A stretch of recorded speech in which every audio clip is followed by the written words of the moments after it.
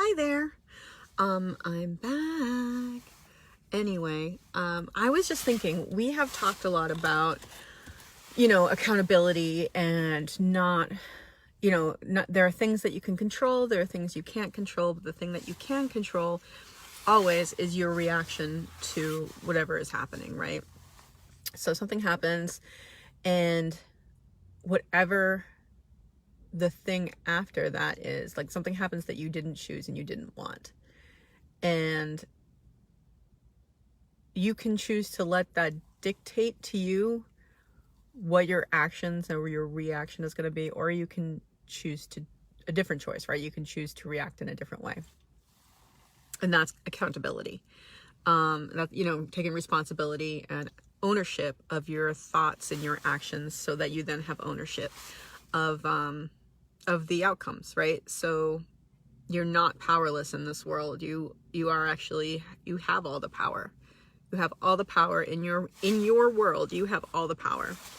Sure, things in the outside world don't come together as maybe you want them to, but you can put yourself together inside in a different way, and that's completely up to you. We've discussed this, but it's like, what is this? Like, what is this? Let's think about this differently thing. Because if you're not used to that way of thinking, right? You say, okay, sure, it's all fine and good to say react differently. It's all fine and good to say you should think differently about that. But without knowing how to do that, what good does that do you, right? So I've been thinking about this, and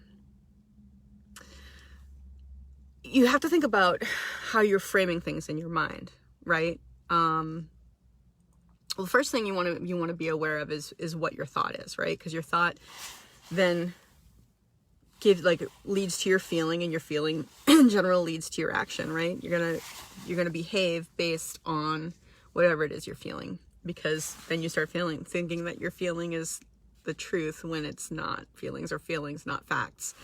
So you got to check your thought. You have to, ask yourself, is what I'm thinking actually accurate? It's the first place to start.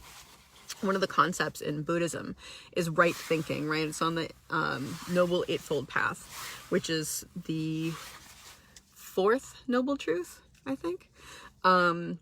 But the first thing you do when in right thinking, I guess the first thing everybody has to do is okay, I'm feeling this gross feeling inside. I don't like this feeling, blah, right? So you have to train yourself to become aware of it, right? You're aware of your reaction, aware of the negativity. And that can take some doing if it's not something you look at. So I keep saying, so you become aware of your negativity, and then you question yourself, well, why am I feeling this negativity? And it's because of a thought, right? What's this thought? So within right thinking, the first thing you do is you ask yourself, are you sure? Are you sure that what you think is happening is actually what's happening? Because a lot of times we react we have these mental schemas and these frameworks in our mind, and we think we know what's happening, what's causing something, or what someone else is thinking, or what this means, but we don't actually know, because we think we know. We have these assumptions that we don't know are assumptions, because that's what an assumption is, right? So you have to ask yourself, are you sure this is what's happening? You also have to then look at yourself and remind yourself to be present, right? Present in the moment. Wait a second, let me clear away all this other stuff. What am I doing right now? What am I doing right now? And once you come into the present moment, you can take a better stock of the emotion that you're feeling. And there's a good chance that these emotions are habits, right? They're habit energies. They're your automatic reaction to things. And if a reaction is automatic, you're not in charge of it, right? Don't you want to be in charge of your reactions? It's like a robot. You're taking away your free will if you're just reacting out of a place of reaction, automatic reaction, right? So you want to recognize that and just kind of not judge yourself for it, right? You want to say, hello, habit energy, as Thich Nhat Hanh writes in his books. I love the idea of saying, hello, habit energy. I see you there. And it's okay that you're here. You know what I mean? Like if you tell yourself that your reaction is bad, you're just going to continue to feel bad, right? You're judging yourself, and that's not gonna do anybody any good, right? Especially not you. So you just notice what it is you're feeling, what it is this reaction or this habit is. And I find it's easiest, it's best it takes a while, right? You identify what it is that you're feeling. Whether is it outrage? Is it fear? Is it anxiety? Because fear and anxiety are kind of the same thing, but they're slightly different, right? Excuse me. Is it, fear of judgment? Is it hurt? Is it assuming? Whatever it is, you gotta identify it and then tell it it's okay. And I have many people inside of me that I talk to throughout the day. You tell it it's okay, right? So, all right, jealousy and anger, I see you there, and it's okay. Why don't you come to the table, sit down with me, let's have a chat, have a little chit chat. And a lot of times if you do that, if you just accept that those are there, a lot of times they will lose their power, at least a little, over what you're thinking and what you're feeling and how you want to behave.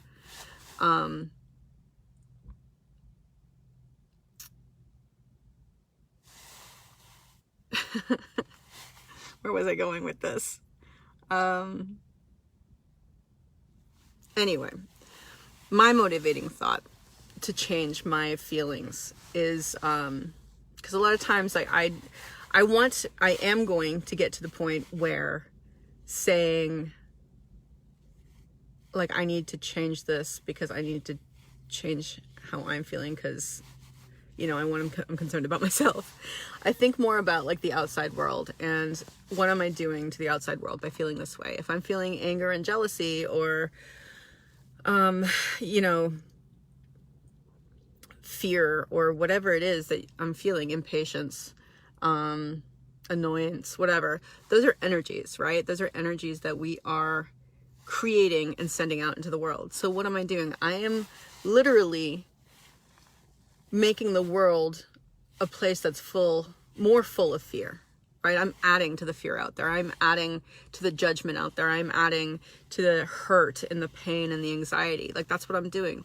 Isn't it better for the universe, really, if I actually choose to put out good energy? If I choose to put out love, that means there's literally more love in the world, right?